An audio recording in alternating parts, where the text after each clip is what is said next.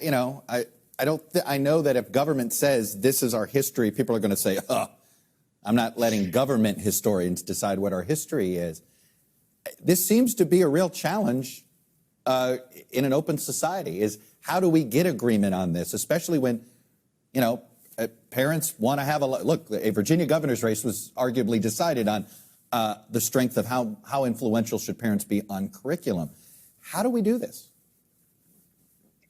Well, I would say the governor's race in Virginia was decided based on the success of a right-wing propaganda campaign that told white parents that they needed to fight against their children being indoctrinated as being called racist. But that was a propaganda campaign. And there are a lot of Black parents in Virginia. There are a lot of Latino parents in Virginia, and they were not being featured in that coverage. And what they wanted for their kids' education, which is more teaching about race, more teaching about the history of racism, seem to have fallen on deaf ears. So I think we should frame that question properly.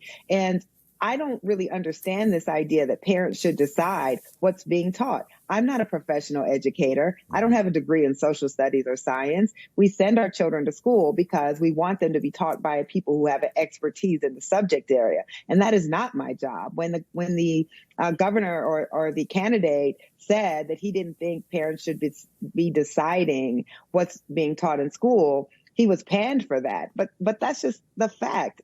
This is why we send our children to school and don't homeschool,